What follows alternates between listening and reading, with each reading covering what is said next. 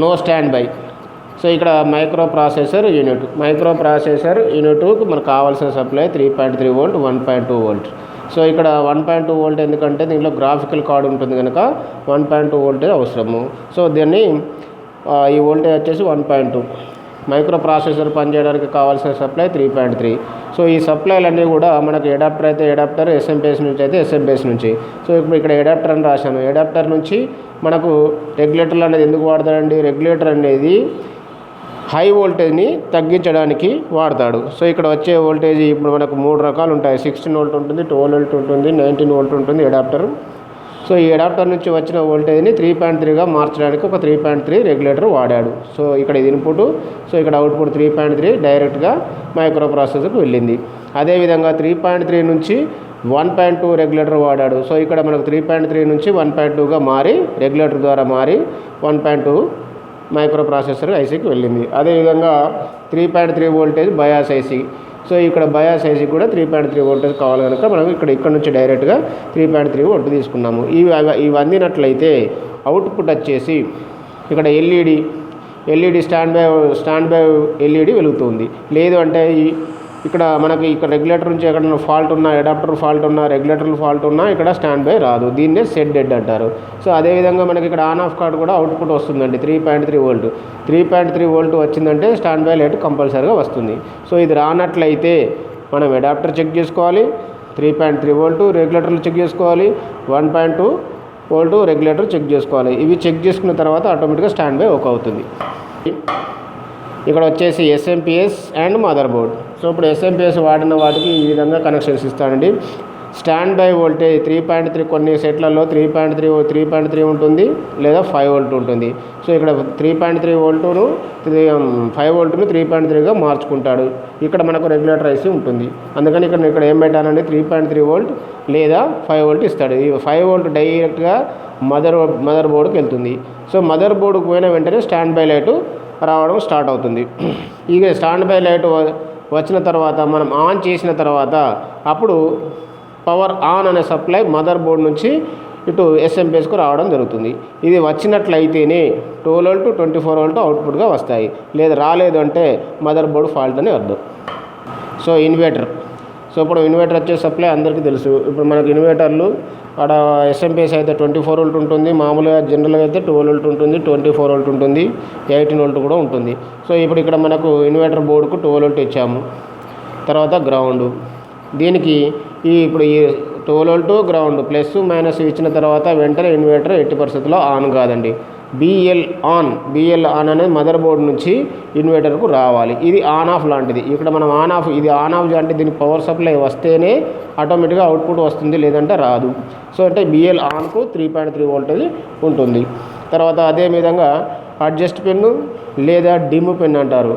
ఈ pin brightness controlling కోసం ఉపయోగపడుతుంది. అంటే బ్రైట్నెస్ అంటే బ్యాక్ లైట్ బ్యాలెన్సింగ్ కోసం ఇది వాడతాడు. ఒక్కొక్కసారి ఇప్పుడు మన ఈ 2 కనెక్షన్లు మనం ఇప్పుడు యూనివర్సల్ ఇన్వర్టర్ బోర్డులు ఉన్నప్పుడు కొన్ని మోడల్ బోర్డులకు ఇది కట్ చేయాలి. ఇది కట్ చేసినట్లయితే బ్యాక్ లైట్ వస్తుంది, లేదా కట్ చేయనట్లయితే ఒకసారి బ్యాక్ లైట్ వచ్చి వెళ్ళిపోతుంది. సో ఈ విధంగా మనకి ఇక్కడ 4 కనెక్షన్లు ఇవ్వాలి కంపల్సరీ, లేదా 3 కనెక్షన్లు కంపల్సరీగా ఉంటాయి. ఒకటి 12 volt plus BL on supply ఇస్తేనే ఇన్వర్టర్ ఆన్ అయ్యి ఇక్కడ అవుట్పుట్గా మనకు అవుట్పుట్ ఎంత వోల్టేజో అంత వోల్టేజ్ మనకు బయటకు వస్తుంది. LCD LED TV power startup అంటే మనకు మదర్ బోర్డు ఏ విధంగా స్టార్ట్ అవుతుందో చెప్పబోతున్నానండి. ఇంతకుముందు నేను ప్యానల్ కోసం చెప్పాను. సో ఇప్పుడు ఇది వచ్చేసి మనకు మదర్ బోర్డు ఏ విధంగా రన్ అవుతుందో చెప్తాను. అడాప్టర్ ఆర్ ఎస్ఎంపిఎస్ ఇంతకుముందుగా చాప్టర్ వైజ్ చెప్పాను, ఇప్పుడు ఫుల్ డయాగ్రామ్ చెప్తున్నాను. సో అడాప్టర్ ఆర్ ఎస్ఎంపిఎస్ అంటే రెండిట్లో నుంచి ఏదైనా సరే మనకు ఇన్పుట్ వోల్టేజ్ వస్తుందండి. సో అడాప్టర్ అయినా కావచ్చు, ఎస్ఎంపిఎస్ అయినా కావచ్చు. అడాప్టర్ అయితే 19 వోల్ట్ 16 వోల్ట్ 12 వోల్ట్ ఉంటుంది. అదే ఎస్ఎంపిఎస్ కూడా సేమ్ 24 వోల్ట్ 12 వోల్ట్ 5 వోల్ట్ ఉంటుందండి. అదేవిధంగా మనకి ఇక్కడ నుంచి మనము ఎస్ఎంపిఎస్ అయినా అడాప్టర్ అయినా మనకు సప్లై ఇక్కడ నుండే వెళ్తుంది. సో ఇక్కడ మనకు 19 వోల్ట్ అనుకుందాం. 19 వోల్ట్ అయినప్పుడు అది మనకు ఇక్కడ ఒక రెగ్యులేటర్ వాడాడు. మైక్రో ప్రాసెసర్ కావాల్సిన సప్లైలు 3.3 వోల్ట్ 1.2 వోల్ట్ ఇంతకుముందు చెప్పాను. సో ఇక్కడ మనకు అందువల్ల 3.3 రెగ్యులేటర్ వాడాడు. ఇక్కడ 19 వోల్టేజ్ని 3.3గా రెగ్యులేటర్గా మారి మైక్రో ప్రాసెసర్కు వెళ్ళడం జరిగింది. ఇది అందనట్లయితే నో స్టాండ్ బై అంటే స్టాండ్ బై అనే రాదు. అదేవిధంగా 3.3 నుంచి ఒక 1.2 వోల్ట్ రెగ్యులేటర్ వాడాడు. సో ఇక్కడ దీనికి 2 సప్లైలు కనుక అందుకే 1.2 రెగ్యులేటర్ వాడి 1.2 ఇచ్చాడు. ఇది దీన్నే V4 సప్లై అంటారు, ఎందుకంటే దీనిలో గ్రాఫిక్ కార్డు ఉంటుంది కనుక. ఈ సప్లై రానట్లయితే నో స్టాండ్ బై, అంటే సెట్ డెడ్ అంటారు, అంటే స్టాండ్ బైనే రాదు. అంటే ఈ 2 సప్లైలు రానట్లయితే స్టాండ్ బై వెలగదు. అదే మాదిరిగా 3.3 వోల్ట్ రెగ్యులేటర్ నుండి బయాస్ ఐసీకి 8వ పిన్కు, ఇప్పుడు 8వ పిన్ను ఐసీ వాడుతున్నాడు, దానిలో 8వ పిన్నుకు సప్లై వెళ్తుంది. ఇది ఏది బయాస్ ఐసీ పనిచేయడానికి కావాల్సిన సప్లై 3.3 వోల్ట్. సో అదేవిధంగా ఈ 3 సప్లైలు ఉన్నట్లయితే స్టాండ్ బై లైట్ వెలుగుతుంది. అదే మాదిరిగా మనకు రీసెట్ సప్లై, ఒక మైక్రో ప్రాసెసర్కు రీసెట్ అనే సప్లై కూడా రావాలి. ఈ రీసెట్ అనే సప్లై వచ్చినట్లయితే అప్పుడు ఈ యొక్క క్రిస్టల్ రన్నింగ్ అవుతుందండి. ఈ 3 సప్లైలు ఉన్నట్లయితే క్రిస్టల్ రన్ అయి 24 మెగాహెర్ట్జ్ క్రిస్టల్ వాడతాడు. సో 16 కూడా వాడతాడు. ఇప్పుడు ఇక్కడ మనకు ఈ క్రిస్టల్ అనేది దీంట్లో ఉండే ప్రాసెసర్ను రన్ చేస్తుంది. ఇది రన్ చేసిన తర్వాత CZ/CS సిగ్నల్ అనేది బయాస్ ఐసీకి పోతుంది. CZ/CS సిగ్నల్ బయాస్ ఐసీలో నెంబర్ 1 పిన్కి వెళ్తుందండి. మనకు ఈ నెంబర్ 1 పిన్కి వెళ్ళాగానే ఇక్కడ బయాస్ ఐసీ బాగున్నట్లయితే, అంటే ఇప్పుడు CS సిగ్నల్ అనేది బయాస్ ఐసీకి పోయిందంటే micro processor is okay. CS signal ఇక్కడ బయాస్ ఐసీకి వెళ్ళినట్లయితే అప్పుడు బయాస్ ఐసీలో సాఫ్ట్వేర్ బాగుంటే ఇక్కడ ఎస్ డాటా ఎస్ క్లాక్ అనేది మైక్రో ప్రాసెసర్కు పంపుతుంది. ఇది ఇన్పుట్ అండి, ఇది అవుట్పుట్. ఈ అవుట్పుట్ వచ్చిందంటే బయాస్ ఐసీ ఈజ్ ఓకే. అదేవిధంగా ఈ ఎస్ డాటా ఎస్ క్లాక్ రాగానే వెంటనే ఇక్కడ మనకు ఆన్ ఆఫ్ వద్ద 3.3 వోల్టేజ్ ఉంటుంది. అంటే 3.3 వోల్ట్ ఆన్ ఆఫ్ వద్ద ఉన్నట్లయితే స్టాండ్ బై లైట్ ఓకే బాగుందని అర్థం. అంటే ఇప్పుడు మనకి ఇక్కడ ఒక్కొక్క సప్లై రానట్లయితే ఏమవుతుంది, 3.3 వోల్ట్ రానట్లయితే నో స్టాండ్ బై, తర్వాత 1.2 రానట్లయితే నో స్టాండ్ బై. అదే రీసెట్ వోల్టేజీ మన క్రిస్టల్ వోల్టేజ్, ఇప్పుడు ఇవన్నీ కూడా మన CZ సిగ్నల్ CRO మీటర్ మీద మనం చెక్ చేయొచ్చండి. సో అదేవిధంగా మన CRO మీటర్ లేదు అంటే మనం మల్టీమీటర్ ద్వారా కూడా ఇక్కడ క్రిస్టల్ వద్ద 1 వోల్ట్ ఉంటుందండి. సో 1 వోల్ట్ ఇక్కడ మనకు వచ్చినట్లయితే ఇక్కడ క్రిస్టల్ ఓకే, అంటే ఇన్పుట్ చూసుకోవాలి, అవుట్పుట్ చూసుకోవాలి. ఇప్పుడు మనకు స్టాండ్ బై రిలీజ్ కానట్లయితే నో స్టాండ్ బై రిలీజ్ కానట్లయితే రీసెట్ సప్లైను, తర్వాత క్రిస్టల్, CZ సిగ్నల్ ఇవి మనం చెక్ చేసుకుంటే ఇవి ఏది ఒకటి కూడా రానట్లయితే మనకు స్టాండ్ బై అనేది ఎట్టి పరిస్థితుల్లో రిలీజ్ కాదు. ఇప్పుడు స్టాండ్ బై ఎలా రిలీజ్ అవుతుందో చూపిస్తాను. ఇక్కడ మనం ఆన్ ఆఫ్ వద్ద మనకు ఇక్కడ ఆన్ చేసిన వెంటనే ఇక్కడ ground minus voltage micro processor వెళ్ళి మైక్రో ప్రాసెసర్ ఆన్ అయి ఎనబుల్ వోల్టేజ్ బయటకు వస్తుందండి, అవుట్పుట్గా వస్తుంది. అంటే ఈ అవుట్పుట్ వచ్చినట్లయితే మైక్రో ప్రాసెసర్ ఈజ్ ఓకే. ఈ ఎనబుల్ వోల్టేజ్ దీన్నే రన్ వోల్టేజ్ అంటారు. సో ఈ రన్ వోల్టేజ్ ఇక్కడ మనకు రెగ్యులేటర్ వాడంటే 3.3 వోల్టేజ్ మనకు దీనికి కావాల్సింది. ఎనబుల్ వోల్టేజ్, ఇప్పుడు ఎనబుల్ వోల్టేజ్ వచ్చి ఇక్కడ మనకు ఈ రెగ్యులేటర్ ఐస్ని ఆన్ చేస్తూ ఉంటుంది. సో ఇక్కడ ఆన్ చేసిన సప్లైని 3.3గా మనకు మైక్రో ప్రాసెసర్కు వెళ్తుంది. సో అదేవిధంగా ఇక్కడ మనకు ఇంకోటి మెమొరీ సప్లై అండి, ఇది రన్ సప్లై, ఇది మెమొరీ సప్లై. సో ఈ ఎనబుల్ వోల్టేజ్ మనకు ఇక్కడ రెగ్యులేటర్కి పోయి మెమొరీ ఐసీకి కావాల్సింది 2.5 వోల్ట్, 1.8 వోల్ట్, 1.5 వోల్ట్. అంటే ఇక్కడ 3 రకాల సప్లైలు రాశాను కదా. ఇక్కడ 2.5 అనే రెగ్యులేటర్ వాడినట్లయితే DDR1 ర్యామ్ 1 అంటూ, అదేవిధంగా 1.8 వాడాడంటే DDR2 ర్యామ్ వాడుతున్నాడు అన్నట్టు. సో 1.25 అయితే ఇక్కడ DDR3 వాడాడు. అంటే ర్యామ్లు 3 రకాలు, DDR1, DDR2, DDR3. DDR1 2.5, DDR2 1.8, DDR3 1.5. So ఇక్కడ మనకి ఇక్కడ ఏది రెగ్యులేటర్ వాడితే ఆ టైప్ ఆఫ్ ర్యామ్ అని చెప్పొచ్చు.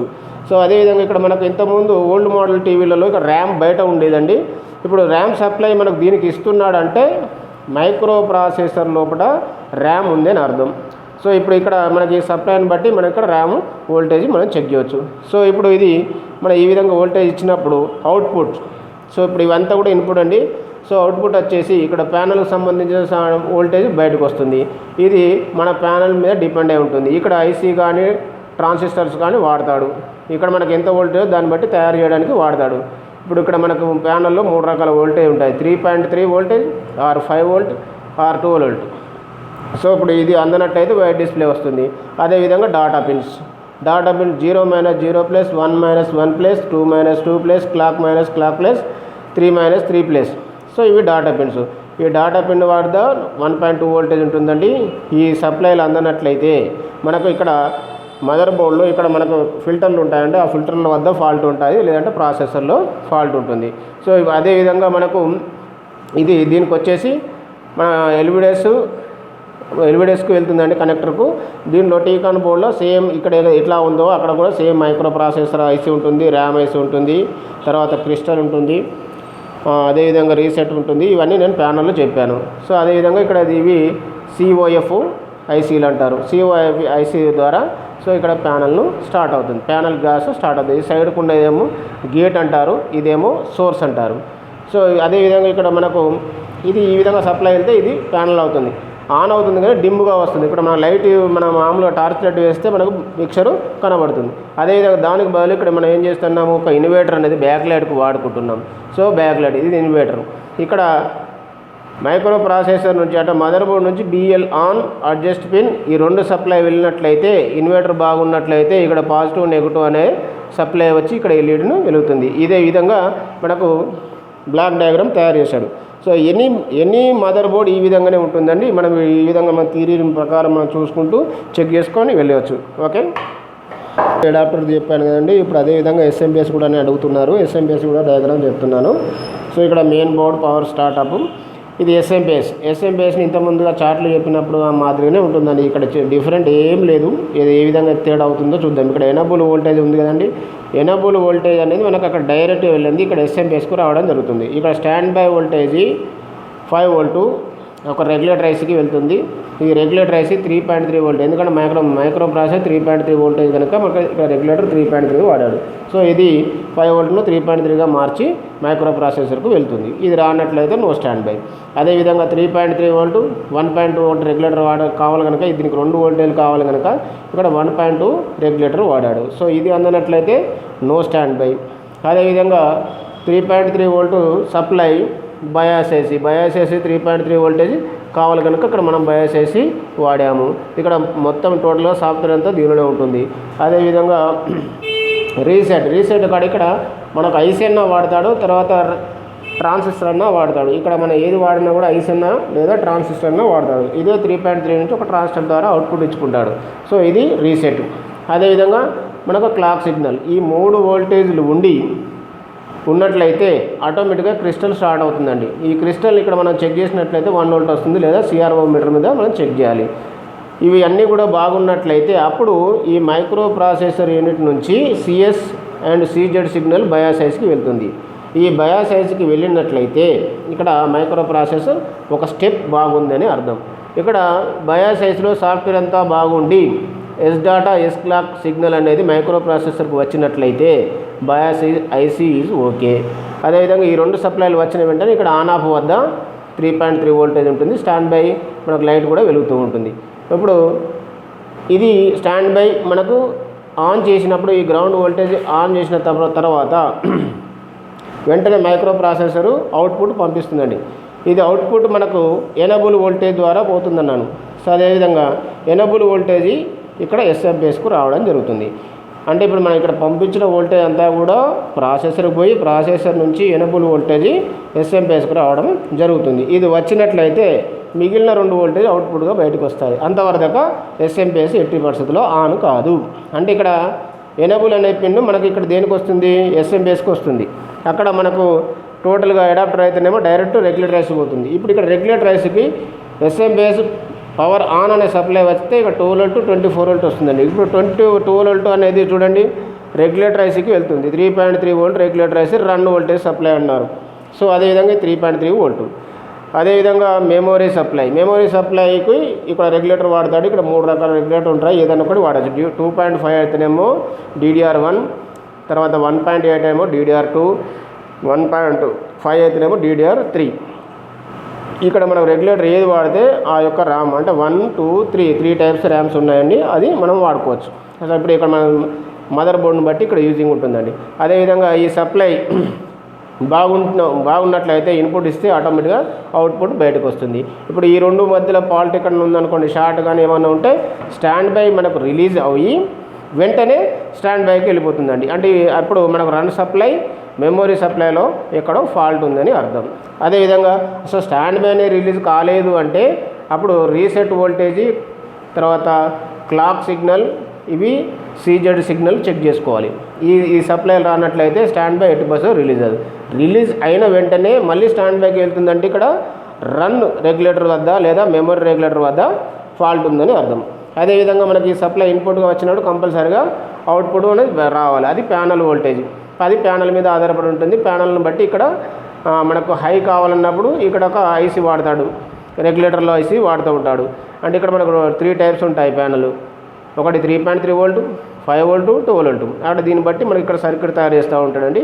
సో ఇక్కడ అవుట్పుట్ మాత్రం వచ్చి దాన్ని హై వోల్టేజ్గా మార్చేస్తుంది. అదేవిధంగా డాటా పిన్లు 0 - 0 plus 1 plus 1 - 1 plus 2 - 2 plus clock plus తర్వాత 3 - 3 ప్లస్. ఈ డాటా పోయినట్లయితే ప్యానల్ ఈజ్ రన్నింగ్ ఓకే. అదేవిధంగా 24 వోల్ట్. 24 వోల్ట్ అనేది ఇప్పుడు ఇది ఇక్కడ ఇన్వర్టర్ పోతుందండి. 24 వోల్ట్ అనేది ఇన్వర్టర్కి పోతుంది. ఈ ఇన్వర్టర్ సప్లై బ్యాక్ లైట్ వెలగడానికి. ఇది సప్లై, మెయిన్ సప్లై ఇచ్చిన వెంటనే ఇన్వర్టర్ ఎట్టి పరిస్థితుల్లో ఆన్ కాదని ముందు చాప్టర్లో చెప్పాను. ఇప్పుడు ఇది ఆన్ కావాలంటే ఇక్కడ BL ఆన్ అనేది ప్రాసెసర్ నుంచి సిగ్నల్ దీనికి వస్తుంది. దీనికి వచ్చిన వెంటనే తర్వాత అడ్జస్ట్ పిన్, ఈ 2 కనెక్షన్లు దీనికి వస్తే ఆటోమేటిక్గా అవుట్పుట్ ఇన్వర్టర్ నుంచి ఆన్ అయ్యి బ్యాక్ లైట్లు వెలగడానికి స్టార్ట్ అవుతుంది. సో ఇప్పుడు ఒక్కొక్కటి ఫాల్ట్ చెప్తున్నాను. 3.3 వోల్టేజ్ రానట్లయితే ఇది సెడ్డెడ్, అంటే నో స్టాండ్ బై అనేది ఎట్టి పరిస్థితుల్లో రాదు. 1.2 రానట్లయితే స్టాండ్ బై రాదు. ఇక్కడ రీసెట్ వోల్టేజ్ 3.3, తర్వాత క్రిస్టల్ వోల్టేజ్ సీజెడ్ సిగ్నల్ రానట్లయితే మనకు స్టాండ్ బై ఆన్ చేసినప్పుడు ఎట్టి పరిస్థితుల్లో ఆన్ కాదు. ఇక్కడ ఆన్ చేసినప్పుడు ఆన్ కాలేదంటే reset, clock signal, CZ signal చూసుకోవాలి. అదేవిధంగా మనకి ఇక్కడ స్టాండ్ బై ఆన్ కానప్పుడు ఇవి 3 వచ్చిన తర్వాత కూడా స్టాండ్ బై మనకు ఆన్ అవ్వడం లేదు అంటే ఇక్కడ బయోసైన్స్లో సాఫ్ట్వేర్ ప్రాబ్లం ఉంది అనమాట. అంటే సాఫ్ట్వేర్ డిలీట్ అయి ఉంటుంది.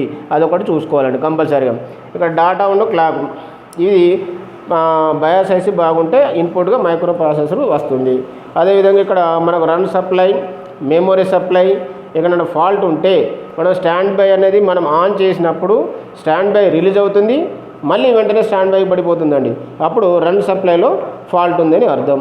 అదేవిధంగా ఇక్కడ ప్యానల్లో ఎక్కడైనా షార్ట్ ఉందనుకోండి, ప్యానల్ షార్ట్ ఉన్నప్పుడు కూడా మనం ఎల్ఈడీఎస్ కేబుల్ తీసి మదర్ బోర్డ్ ఆన్ చేసినట్లయితే స్టాండ్ బై ఓకే ఉంటే, స్టాండ్ బై రిలీజ్ అయ్యి ఓకే ఉండి అప్పుడు మనం ప్యానల్ కనెక్షన్ ఇచ్చిన వెంటనే మళ్ళీ స్టాండ్ బైకి వెళ్ళిపోతుందంటే అది ప్యానల్లో ప్రాబ్లం ఉంటుందండి. పవర్ సప్లైలో ప్రాబ్లం ఉంటుంది. పవర్ సప్లైలో ఫిల్టర్లు ఎక్కడన్నా ఫాల్ట్ ఉంటాయి, అది చూసుకోవాలి. అదేవిధంగా మనకు డాటా సప్లైలు కూడా ఎక్కడన్నా షార్ట్ ఉన్నట్లయితే స్టాండ్ బై రిలీజ్ అవుతుంది, మళ్ళీ వెంటనే స్టాండ్ బైకి పోతుంది. అంటే ఈ విధంగా మనకు షార్ట్ అయినట్లయితే ఇది స్టాండ్ బై రిలీజ్ అయ్యి వెంటనే స్టాండ్ బైకి వెళ్తుంది. స్టాండ్ బై రిలీజ్ అయ్యి స్టాండ్ బైకి వెళ్తుంది అంటే రన్ సప్లై, మెమరీ సప్లై ఇది ఫాల్ట్. అదేవిధంగా ఇప్పుడు మా సర్క్యూట్లు అన్నీ కూడా ఇదే విధంగా ఉంటాయని మేము క్లాస్ చెప్పే విధానం కూడా ఇట్లే ఉంటుంది. దీన్ని చూసుకుంటూ మీరు చేసుకోవచ్చు. Okay, thank you. అదేవిధంగా మన దగ్గర ఆల్ బోర్డ్స్ అన్ని కంపెనీ బ్రాండెడ్ బోర్డులు దొరుకుతాయని 90% దొరుకుతాయి.